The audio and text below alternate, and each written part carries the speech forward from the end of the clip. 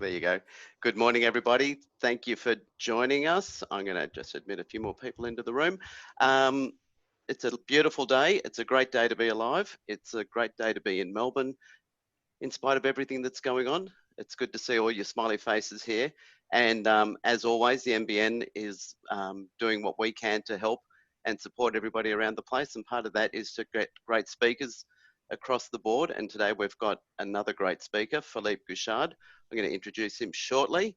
In the meantime, we have lots of things that we've got going on around the place. We've got our members meetings that come up every fortnight. We've got the open meeting or once a month for the members meeting. We've got our open meeting, which is today, where we get different guest speakers who bring very interesting and relevant and pertinent topics to us, and Philippe is going to be doing exactly that for us. I'm just going to read you a bit of a bio on Philippe. I've known him for many years. Philippe and I, we met at a networking group about 6 years ago. Exactly, That group doesn't exist anymore. However, the friendship has continued over all of that time. So who said networking doesn't work, eh? So, but Philippe, I'll read the bio, and then if there's anything else that I haven't said or needs to be said, you'll just pick it up, okay, Philippe? I will. Okay, so Philippe is an award-winning international designer with over 25 years in the industry. Philippe's vision is to change the way we produce and consume things by designing purposeful products and companies, ultimately for the triple bottom line: profitability, environmental sustainability, and social responsibility. He's passionate about making a positive difference to the world through his work as a designer and through sharing his ideas as a professional speaker. And if you had the opportunity to see Philippe on TED Talks in Melbourne, a great listen. If you haven't had the opportunity, not now, after the meeting, go on to the TED Talks Melbourne and have a listen to Philippe there. He'll just change the way you see things around you. Philippe will focus today. He's going to focus his talk on practical tips businesses can apply the very next day. The next big idea, it's right in front of you, folks. How to apply innovation to your business and grow your idea in 3 simple steps. So innovation seems to be intimidating, expensive, and difficult. On top of that, launching a new product or service is super high risk. The rate of failure is beyond 90%. Philippe will share a couple of case studies that proves innovation doesn't have to be this giant, scary endeavor. You can start with what is right in front of you. Plus, Philippe will share how to prepare your idea for the launch in 3 simple steps, so you de-risk your venture and increase greatly your chances of success. Perfect timing. We've played around to getting Philippe on board over the last couple of months at different times, and we were stalled at different areas. And given the topic and the timing of everything that's going on, I would say it's just perfect to get you here this week and to have you talking in terms of we're all needing to innovate. We all need to be flexible within the business. Philippe, yep. I hand it over to you. So for everyone, can you mute yourselves? I will mute and enjoy. Here. So yeah, thank you, Peter, and thanks for the invitation.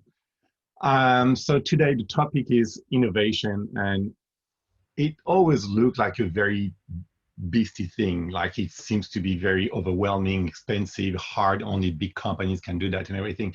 And I just want to share a couple of things today so that innovation is maybe not that scary beast, and see what you can apply the very next day in your own business. So if I go here and go full screen, maybe somewhere. Slideshow, sorry, I need to put that here. And view full screen. Philippe, slideshow from the beginning. Yes. Up the top, to the right-hand side. Slideshow. Yeah, it's the Zoom is bar is, yeah. And from the start. Right, thank you. And I move the bar away. Thank you so much, Elaine. All right, so thank you for the Manningham Business Network to offer me an opportunity to talk to you today. So thanks for that. So today, bonjour, actually, that would be the appropriate term. And yes, I have a French background, so forgive me for my accent. So I hope that you can still understand everything I say today. And so let's dive directly into the subject. So the first thing I would like to mention is the state of innovation in Australia, because I think it's everyone's responsibility. And I'm going to share a couple of figures, and starting with a paraphrase or a quote from Richard Dennis from the Australia Institute. And Richard Dennis said something along those lines of Australia made its fortune based on two decisions. One was China will buy our coal, and the other one was India will buy our coal. And meaning that it's not a very good strategy long-term for innovation and doing things. So in that aspect, it probably means that that mindset has impacted our attitude towards innovation. So I just want to mention a couple of figures so that you understand what it means comparing Australia with other cultures and other countries. One thing that we'll discover very quickly is there's a difference in culture and around innovation. And Australia is not necessarily the best place where that culture will thrive. So we have something that we could improve as a whole country when it comes to the culture of innovation. There's something that I found also very staggering, which is the comparison in the global ranking. So the global ranking compared the different state of innovation in Australia in different countries. And very often I hear in Australia, well, we can't really do an innovation because, you know, we have high wages and red tape and everything. And I want to challenge that statement, actually. So if you look at the chart, Australia is 23rd in the Global Innovation Index. And the first one is Switzerland. And that leads me to the next slide, because if you compare Switzerland and Australia, I really had in mind that we were nearly equal, actually, in terms of wages and everything. But it turns out that Switzerland is much more expensive than Australia. So if they're able to rank #1 in innovation and we're 23rd and complain because it's of the wages, that may not be the right reason. So there's probably something else that we need to have a look at. There are also a number of factors around innovation. So the venture capitalist investment in Australia is a bit different than in other countries.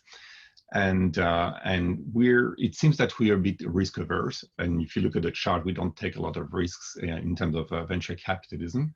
And that maybe also doesn't help in terms of innovation. And the barriers for entrepreneurship, you know, I hear a lot of complaints about the red tape here in Australia. I come from France, so I can tell you the red tape in Australia is not that difficult. In France, that was really, really something hard to deal with. But if you look at the comparison with other countries around the world, it's neither good nor bad. It's like it's not good enough of a reason not to practice innovation, I would say. So that's a few figures. And we also have other like funding in R&D and everything. And if you look at that, the direct government funding are not very, very high, which is funny because if you compare that to the United States of America, where, you know, that's the epiphany of capitalism, they have a fair bit of government funding, and we have less.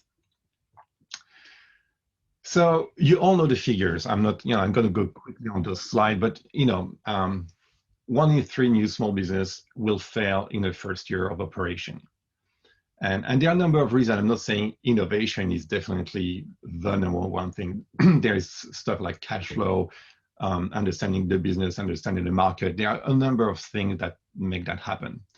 And 75% of the business or 80, depending on which figure you look at, will be out of business after the 5th year. So it's a tough game out there, and I have a great deal of respect for all the small businesses and small business owners, because they made the thread of the economy in most countries, and especially here in Australia. So that's really why I usually want to help them more.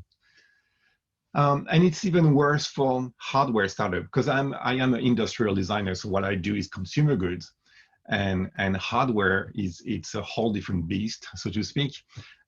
Putting a new service out there is difficult, but putting a new product out there is really much more of a challenge. And so the failure rate is so much higher. But there are also ways to deal with that. So through the presentation, I'll give you a few ways so that you can do better. So I'm going to give you also an example of things that were supposed to be successful in product design or hardware and didn't make it. So you probably heard of that. That was the coolest cooler. That was maybe 5 years ago. And they did a big hit on Kickstarter, and all the press was talking about them and everything. That was the summit of crowdfunding and having fun and doing cool products and everything. And it turns out that they raised over $13 million for this project, and they never delivered. And in retrospect, it's very easy to criticize what happened, but the point is, they made one of the very most common mistake, which is to launch a product and never look at the business model. And so when you launch a product or when you launch a service, and we'll talk about that a bit later in the presentation, but you need to have three things ready. First is your product or service. The second is what we call market fit. So you need to understand who's your customer and investigate that and make sure that they are your customer and not your idea of a customer. So that's two different things. And then that's not enough, because you can have good traction with a good product like those guys did. They had amazing traction, but they didn't have a business model. Their figures were wrong, so they went bankrupt. And after raising $30 million, it's kind of a mind-blowing thing that they fail in business. It's I'm sure that some of you would love to raise that amount of money for your next product or service.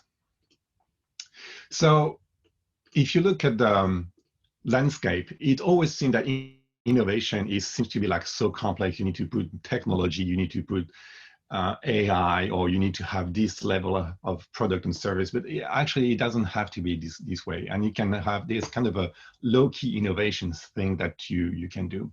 So what I would like to share with you is kind of another angle on innovation. And you probably heard of design thinking, and that's not what I practice.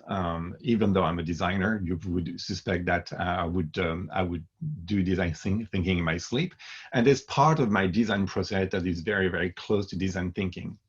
But what I want to highlight with design thinking is that, in my opinion, there's a flow from the very, very first start of the process. And the flow I see is that you ask customer what they think they want or what they would like to have and everything. And the story I share to illustrate that point is that 11 years ago, if you have asked Nokia fans, because they were fans at the time, what would you like to have in your next phone? Nobody would have told you, oh, you know what? I'd like to have a very sleek glass with icons and apps and surfing, browsing the web and doing all kind of cool stuff and playing games. Nobody would say that, because they had a Nokia, they had a 7 days battery lifespan. The next big thing was the color screen. Maybe some had a pad so that you can type a bit better, kind of Raspberry type of smartphone. So what I'm going to suggest is a different methodology. So the methodology I'm going to share with you today, and that is responsible for a lot of the money I made for my clients, is called COT. So COT stands for the Customer Observation Technique. So what you do, you don't ask anything to anyone. That's pretty much the core of that technique. So the customer observation technique is just, you go out there, you go where your clients are, and you observe them. You look at their behavior, you look at what's happening, you look at their frustration, you count the number of movement they do in order to achieve something. And then there are two things that you're gonna observe and gonna come up with. One is, it's a bare observation. You do not ask any questions at that stage. So bare observation, and you may observe that you may observe 30 people or 100 people or 150 people before you find any clue of what's really going on. But it's really what I call bare observation. You're not judging anything. You're not saying, why, that was supposed to be used this way. Did everyone use the wrong way? There's no wrong way. If everyone used something the wrong way, is that it hasn't been designed properly in the first place. So that's what you need to look at. You need to look at what's not working, what are the pain points, what are the friction points in their experience. And I can tell you there are many, and I can give you an example. But before that, that's the first thing you need to do is bare observation. The second is you need to identify patterns. And that's a bit of a hard, it's kind of a muscle that you need to train or retrain, because as human being, and we are wired to identify patterns. That's why we did survive as a species, because we know how to do that very, very well. We may have forgotten because of life, school, and other duties of life that we have to perform, but we are wired for that. So what I would like you to do is just go where your customers are, observe them, spend the time to observe them, and try to identify patterns. So for example, a few years ago, I worked for a startup, and they were doing accessories for caravan. So what we did, we were hiding in caravan parks, and we were observing the customer when they were setting up the caravan and when they were packing up and leaving. And suddenly you just realize how absurd some tasks are.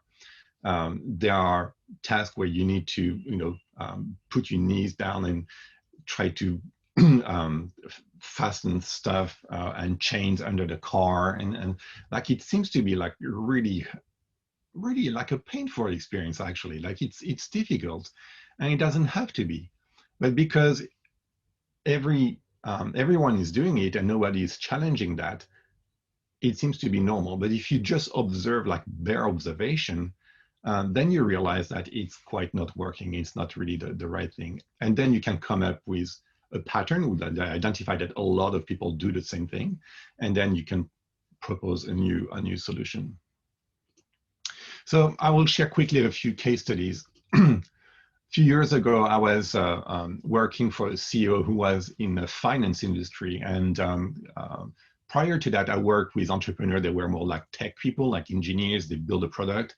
But this guy was different. He was just a numbers guy. So he gave us what we call a carte blanche, which is, you're free to create stuff. And his only point of reference was, show me the numbers. And if you can show me that a product will make money, I'll invest in it and make it. So what we did with me and the team, we went to the equivalent of Bunnings, and we were observing people at the paint section of the store, because we thought there could be opportunities there. So you can imagine a few designers lurking in the aisle of budding and trying to observe what people were doing, what they were buying, what they were talking about. And the other thing we did with the team was to observe both DIY painters and professional painters. And by doing that, we observed that there was something that was happening. So when you paint, you usually alternate from the brush to the roll and from the roll to the brush. And then you'd never quite know where to put that roll or where to put that brush. So you have all this paint and this paintbrush kind of maybe on the floor or some kind of plastic stuff, and everything is leaking. And by the time you know it, there's paint everywhere, paint on your hands and everything. So what we saw here at that point, that there were a gap, and if there is a gap, there's an opportunity for a new product. And that's what we designed. We designed what we call the lobster. And the lobster is a paintbrush holder. And you can see there's no technology here. It's not very complex to design and to manufacture. It's actually very, very cheap. And that product made millions to that company. They sold, I'm not allowed to disclose the numbers, but the numbers are well above 1 million parts per year. So if you can imagine, if you have any idea of pricing, you have a guess of what it may cost to produce this piece of a small piece of plastic. And the retail price was around $3 to $4. So just make the math. It's what we call in the business a money maker. So again, what I want to highlight here is that there's no big R&D here. There is no big, huge investment in research and trying to find. It's just going a few days in the field, observing what people do, and then finding that pattern, what's happening. And you can see, for that case, you can see that there was something happening where they were changing tools, and that was clunky. And because that was clunky, then we come up with a solution, and that made money. The other project I want to share with you is when I started my business about 5 years ago. I started visiting companies, and I started observing people at their desk, because I was invited in different places to have a conversation. And you can see all the desks, and there are plenty of cables. You have the power cables and USB cables and everything. And what it looked like a big mess. And some of the cable were falling behind the desk, you know, when you unplug your laptop or your USB external hard disk or something like this. And just observing what was happening, observing the behavior of people. And for some, it felt a bit like this, you know, like a bit overwhelmed by all the mess, the entangled cables on your desk. So I thought, well, that could be interesting. There's probably an opportunity here to bring something. So I started designing what I call Cable Stop, which is a cable management device. And that was the very first draft, actually. That was a CAD draft, but that was the very, very first idea. So my idea was to put like a sliding mass on a V shape so that it could hold a different size and different type of cables, and the mass would just slide on that. But quickly I realized that maybe it was because of my French background, it looked like a bit of a guillotine, and that was not probably the right design for this product. So I had to keep going on that journey. And after some time, I designed this full stainless steel product, which was 3 parts, and there's a sliding mass inside that will sit on the cable and then secure the cable absolutely wherever you want on your desk. And I had to start my prototype to confirm that that was working. So that was the very first prototype. And I just went into the shed, and there is a piece of metal in the middle here. That was actually a metal bar. I just sliced the bar and measured the weight. So that was about 120 grams or something at the time. I just wanted to measure very quickly if that was really working, because that's one thing to have an idea, and it's another to make it work. So just wanted to make sure that was working. First prototype, then I did a number of CAD, and I'll just want to go quickly on those slides, but there were quite a number of iterations. Actually, we did 32 different prototypes. And I'll maybe loop that if I have the time with the 3 steps at the end. But 32 prototypes for a very simple product, because we had to balance the function, the market, and then the business model. And there were prototypes that didn't work because the business model wasn't right. So after that, we launched a Kickstarter campaign. We were successful, and then we produced the product and went into the market and started selling that. So that was a different example. And the last one I wanted to share. So the first 2 were based on actual physical observation. So you just go out there, you see people, you don't talk to them, you see people, you watch their behaviors very closely, and you identify the pattern, and then from that you have a solution that can help them. But there's another way, and especially that could be relevant in COVID time, is that you could do the same with paperwork, meaning reading studies and reading gaps, so to speak, in the market. So many years ago, I was designing aquarium tanks for a company. I was in charge of innovation for the whole brand. And what I did at the time is I identified that there were trends in interior design, and there were at that time 0 link between aquarium tanks and interior design. So I read a 600 pages book of trends on long, medium, and short trends in interior design and the future of interior design, everything. So it's been a bit of a journey. But what that told me that at the time, people were investing more money in their interior than they were before. So if you look at the long trends for the last 30 or 40 years, people put more money in interior design good quality kitchen and all that stuff than they were doing like 30 or 40 years ago. So there's a global trend of growth here. And actually the trends of interior design, to share a bit of a secret with you, the more the economy shuts down everything, the more people invest in their house. So if you have any product that is house related, now is a good time to put it out there. So that's the trend of investment in interior design. And then there's a trend in terms of style, in terms of aquarium tank at the time. So now they're a bit better, but that was 15 years ago. And pretty much, to tell it bluntly, the aquarium were ugly, and they were still ugly. And they didn't follow any of the trend of being a bit more modern and sleek or adapted to the interior design of the time. They were just plain ugly. So if you couldn't put that aquarium trend in the first picture I showed you, where you had a very sleek sofa, you know, like a nice gray and a couple of colors, and you know, something a bit more modern, I would say, in your interior. So what does it tell me? This tells me that there's a gap. So there's a gap between interior design and that trend where people want nice stuff, and aquarium tanks, like they're just not working. They are just not following that trend. And we designed a product, and there's more to that product, but I just want to focus on the trend.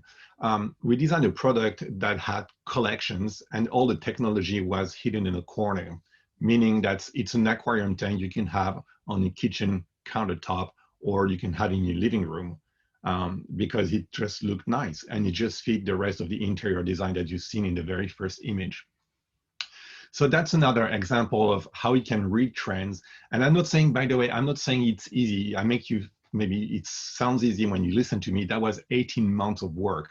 I wasn't full-time on that project, but during the phase of 18 months, I had to study that. I had to go out there. I had to study competition and make sure that we could come up with a product that would make sense also financially. But again, that's been a huge financial success. Because we were addressing a different segment of the market, we could charge a bit more. And the profit margin on that product were 4 times the profit margin of the rest of any product on the range. So that just tells you that this customer observation has really grounds, you know, it's working. So in a nutshell, the customer observation technique, if you do that well, it's a money maker. It's not easy, but it's not difficult either. And that's why, if you look, that's my LinkedIn banner. What I'm proud of is not so much the award and everything, is the money I generated for my clients. And I use this methodology. I've been using that for over 25 years. It works. So now I just want to end with 3 simple steps to outstanding results. And it's the fruit of over 25 years of experience, and I've worked with a lot of entrepreneurs and founders, a lot of startups, a lot of the small to medium businesses. I have a fairly good grasp of what's happening and what's missing sometimes. So I try to summarize that in 3 steps. One is, I call that design for function. So if you want to design a product or service, it has to perform as you promised it would. If you design a teacup, it has to perform as a teacup. Not quite as good as a teacup or something, it has to be a very excellent teacup. And then we're going to move into market fit and business model. So design for function is exactly what I said. And in hardware, it's a bit more, even more difficult than in software or service. Service, you can still upgrade, like if you do haircut or stuff like that, maybe you can offer a new service. And if it's not 100% there, then you can slowly improve that and make sure that, you know, the whole offer is good and decent. In hardware, you can put 80% of a Tesla out there. It has to work. It can't, you know, let you down on a highway because it's, you know, 20% not working. So design for function, that's critical. You have to get the product right. So the lobster is working because you know, the paintbrush, it's working because it can fit the rolls and can fit different size of paintbrush. So that's working. And it took us a bit of time to get there, but it does work.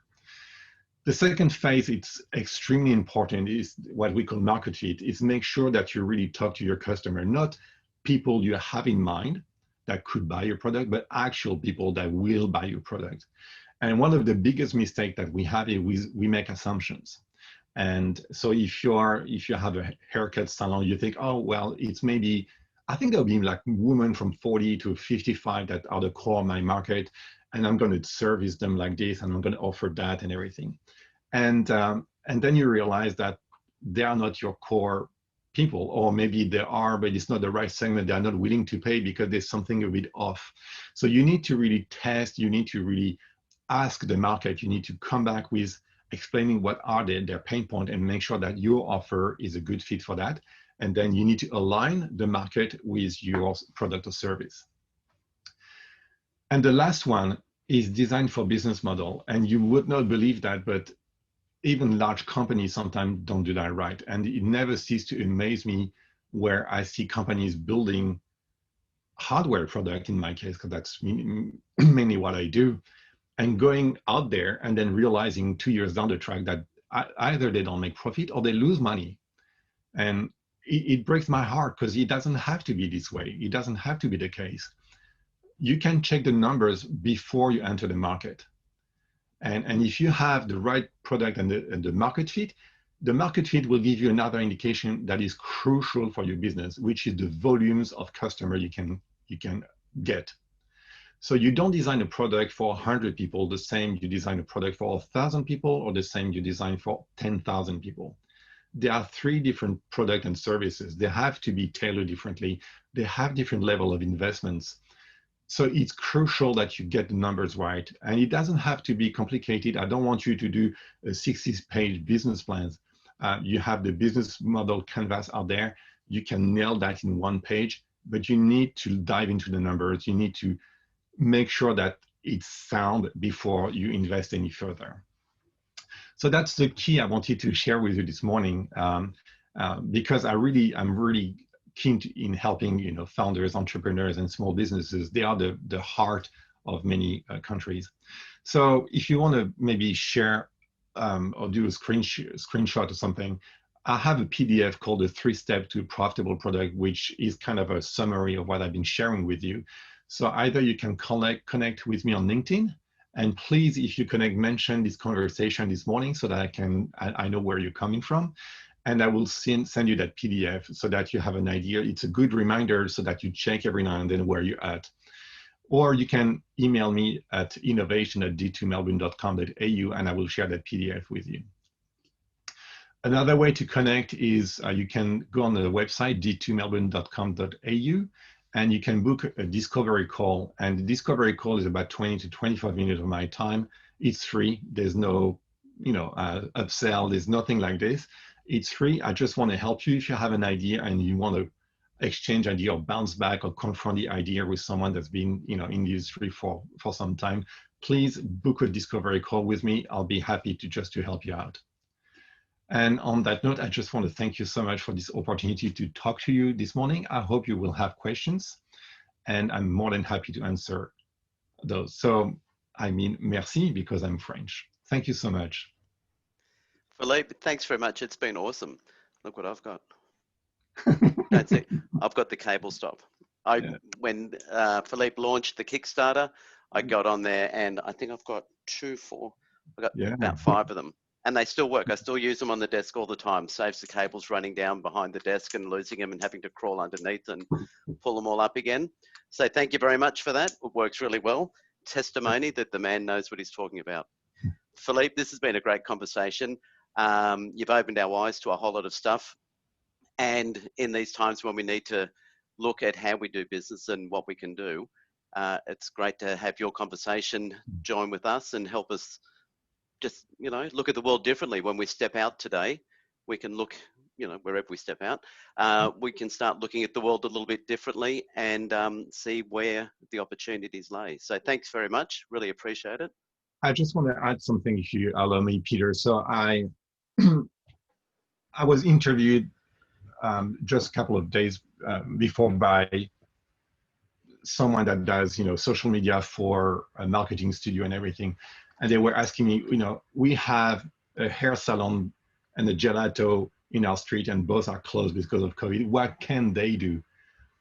And I said, it's very easy to put up a website with both of them and start servicing people in the area. And you can have offers like, you can get a haircut, or the hair salon can prepare colors, specific colors that you can take home. And then you can also have a voucher for the gelato and everything, and the gelato can do the same. So what I'm trying to say here is that I understand that it's tough time. I understand it's not easy to put stuff together these days and try stuff, but there are opportunities. People still leave, people still buy food, people still need haircut. I do. And so, yeah, there are things that you can do out there, and just observe what's happening. If you're a retail shop and there are 2 or 3 shops in your street, just talk to the manager and say, guys, we need to pull our resources together, make an offer for all the neighbors around here, and then try to connect with them, because that's another way to innovate. Yeah, good words. Thanks very much for that. So I'm going to throw it open to people to ask some questions. And if you want, Philippe, you can hang around and answer them. Otherwise, we'll muck around ourselves. But if anyone's got any questions, take yourself off mute, ask the question. Otherwise, put it in the chat box and we'll read it out for you. But yes, so Philippe, it's been good. What we're going to do is, are we okay to make your slides available to people as well? I can send that to you, no problem, yes. Yeah, that'll be great. And for everyone, I'd encourage you to also take up Philippe's offer. If you've got an idea, if you need to bounce an idea around, doesn't matter how wacky you think it is, Philippe will certainly give you some great advice. I'm continually referring different people to him, and you had some, when we could do coffee, I think the last person I sent to you was Ross, and you had a coffee chat with him, and yeah, he was disappointed he couldn't make it today, but I'll be sending him a copy of the recording, and what we've spoken about today is recorded as well. Okay, so Philippe, we're going to... Peter, I do have a question. Please. Okay, have a question? Veronica, go for it. Thank you very, very much for your presentation, Philippe. So I have a new service that I'm kind of fiddling about with. It's an education arm of what I do. And I've had many years observing, so I was really interested in your 3 points. I've had many years observing clients. So once you observe your clients, then, sorry, I just got a mental blank. So I'm doing the observing, but not asking questions. And then I can ask questions to my clients once I have some kind of idea, or I just still ask more general questions? Yeah, that's what I do. So usually the process is I do the observation that leads to pattern recognition. So I can identify some patterns that are common to quite a number of people. And what I do after that, usually I don't talk about the solution, I talk about the pain points. I talk about the frustration, because most people won't be aware. So I have a thing, with kind of a low-tech thing. I found that taps, the tab that you have in the bathroom, are completely stupid. Like, I find that mind-blowing that we have to turn 2 taps, and I don't know, the thing is, it doesn't make any sense to me. Like, it's 2020 and we have to put our hands further, and I just don't understand that thing. From the designer perspective, this is the most stupid product I can see out there. It's crazy. But nobody is questioning that, because since you were 4, you were washing your hand on that thing, and you never thought of criticizing that tap. And that's why they are still remain the same. So if you talk about the solution right away, people won't get it. It's like, oh, I have this kind of a shower tap or whatever. And people will say, what? I don't need that. What you need to talk about is the pain. So if you talk about what you've been observing, it's like, in your industry, maybe the pain point is, do you have difficulty accessing this? Or would you like to have a training on that? And you just can't find it. There's nothing out there that is really tailored for your needs. Have you observed that? Could you feel that? Would you agree with that statement? And you need to test that. And that gives you a number of things that will also give you which vocabulary people use and which vocabulary you use too.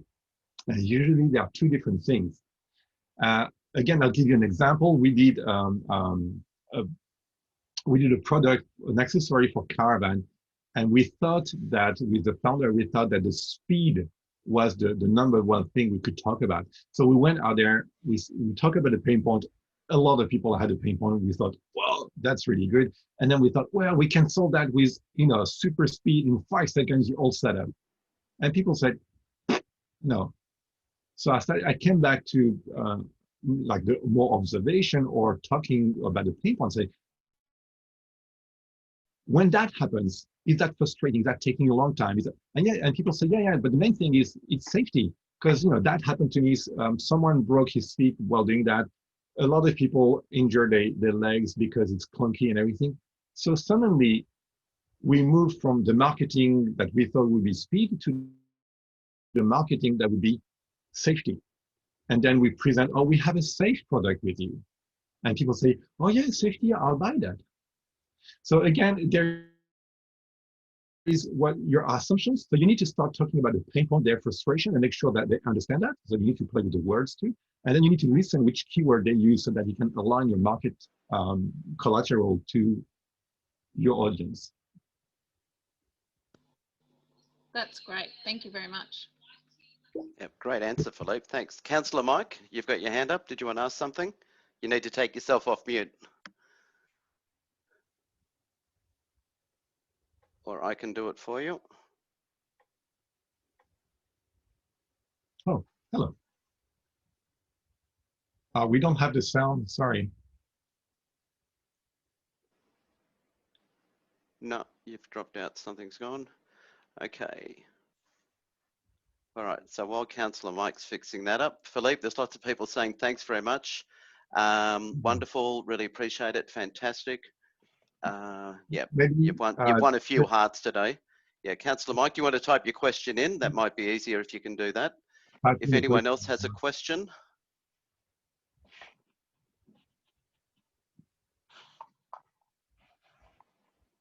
All right. Anna Chen's waving, Pete. Pete, how are you? What have you got for us? Anna Chen's waving her hand, mate. Okay, Anna, take yourself off mute and ask your question. Yeah, I already unmute myself for a long time. I can't wait to speak. Okay, ask your question. Yeah, thank you, Philippe, for a lovely presentation. I just wondering, because I personally do not know much about designer, how they actually works. And my question is a designer always belongs to a large corporation, because large corporations are able to employ a designer? And for most of us, we just small business, and we probably could not afford a designer. And can we do it ourselves? Or when do we know that we just got stuck and then we need extra help? There's a lot of things you can do yourself, like the customer observation. You can do that all yourself. Observing the patterns, you can do that yourself. Talking about the pain points and make sure that the language is used, you can do that yourself. So there's a lot of things you can do yourself. When it comes to giving shape to the product or service, then sometimes you may need a designer. And large corporations use designers, but they use also designers in a very specific way that it's kind of a very narrow band. Because you're a small business, you're much more nimble and flexible. So you could use a designer freelance and just take exactly what you need. The other thing that I do, I didn't mention that, but I also do mentoring, so that you don't hire me for the doing, but you hire me for exactly what we do today, like the feedback, so that I can put you back on track of what you should probably do next, or what you've missed, or something like this. And that's another opportunity, because it's not as costly as hiring a designer, but you benefit from that feedback and the experience too. But yeah, there's a lot of things you can do yourself. There's a lot of free tools also out there to start playing with your idea. And yeah, I think I really think you can innovate and do a number of things yourself. Yes. Thank you. Yeah, Peter, can I try? Can you hear me now? Yes, very clearly, Mike. Go for it. Okay. Thanks, Peter. I hope I'm not taking anyone else's turn. I just wanted to thank Philippe for a very, very important presentation. And I say it's important because the city of Manningham in the last year and a half or two has embraced innovation in a very serious way. We have heard about the smart city development that started in 2011, as you pointed out. But in Australia, we have seen the smart city development only in the last 3 or 4 years. The city of Melbourne is a good example. But we have set up a committee consisting of local residents with appropriate expertise. And I wanted to challenge a little bit your COT principle. I think that's ideal for designing things, but in the case of council, the area where we draw the innovation is technology. For instance, in Jackson Court, we used to have a lot of officers checking cars and everything. Now we've got sensors, and the sensors can tell us whether a car has been there for a longer period than it should be, whether the car park is full, whether the car park is empty, and that allows us to plan. Now, the sensor idea can be used in lighting, in street lighting. It can be used in the rubbish bins we've got so that you don't unnecessarily send trucks to pick up rubbish that is not there. So this is just, irrigation is another one. I mean, irrigation is a huge expense for council. If we automate it, it'll be fantastic. It'll save money, it'll create, and I've only mentioned just a few examples. We're in the process, we have identified 4 projects to start with. Now, we have found that it's very, very difficult to introduce innovation to a council that usually is conservative, and it is conservative for good reasons. We don't want to risk the money of ratepayers, so we tend to avoid risk-taking, which is not good for innovation. You should be prepared to take a few risks, and the benefits will more than make up for it. I think I've spoken too much, Peter. Appreciate it, Mike. Thanks very much. And it is good to see that there's a whole lot of different initiatives going on. There was one example that I remember a while ago. Back in the day, in a park or somewhere, we would call it a goat path. It would just be a track that people would walk because it's the closest distance between 2 points, and it's not necessarily following the footpath. There was a university in America years ago when they had constructed the university. They didn't put any footpaths in to begin with. They just let the people walk wherever they wanted to. And then after a year of observing where people walk, they then went through and built the footpaths over all of that. And now they call them desire pathways instead of goat tracks. So that principle of observing without judgment paid off for the people, because now they've got paths that are getting used and grass that isn't getting worn out unnecessarily. Yeah, so thanks very much for that. Yeah. Okay, let me just check the feed and see if we've got any questions there. Great, love it. Yep, everybody's loving it. Philippe, unless anyone's got anything else to ask you, we're going to wrap it up there. Give everyone an early mark because it's a lovely day and we should all go for a walk and get into it. So thanks very much. I said it before and I'll say it again. It's been a great conversation, and people take advantage of connecting with Philippe. Take up the opportunity to have a 20-minute discovery session with him. It's there, it's available. He wants to connect and you'll have a great conversation. Your accent's perfect. We all love it. So don't worry about that, Philippe. And we really appreciate you giving us of your time this morning. It makes a big difference to us here. We're a small networking group here in Manningham doing our bit to keep our heads up and to help each other. And we really appreciate you getting on board and helping us as well. I'm going to leave the line open for 5 or 10 minutes anyway, folks. We're going to wrap it up there officially.